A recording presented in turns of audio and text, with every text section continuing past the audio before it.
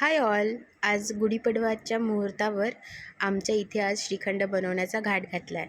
तर श्रीखंड बनवण्यासाठी मी अर्धा किलो दही घेतलं आहे आणि ते एका मस्लिन क्लॉथ एक घेतलं आहे. त्याला स्वच्छ धुतलं आहे आधी आणि मग त्याच्यामध्ये हे दही असं बांधून ठेवलं आहे.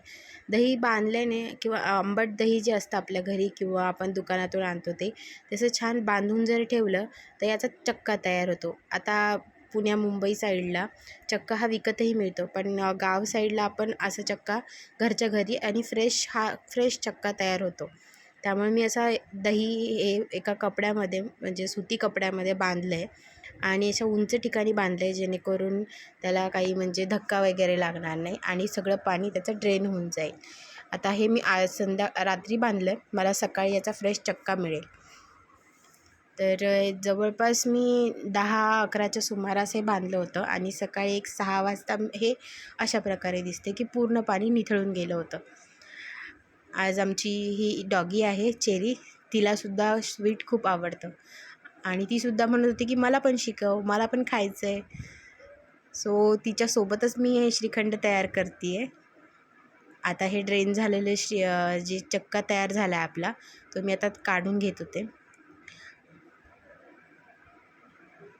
त्याचा छान हा सेट झाला आहे आणि मस्तपैकी मला अर्धा किलो जर दही घेतलं आहे तर मला पावशेर ह्या प्रमाणामध्ये हे चक्का मिळतो.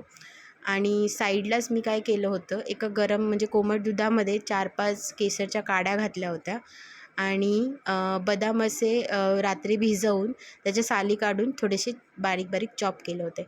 आता मी हे सगळे बदाम त्याच्यात टाकते आहे आणि पिठी साखर सोबत वेलची टाकली होती. आता मी ह्याला फ्लेवर मिळावा म्हणून वेलचीचा फ्लेवर देते आहे.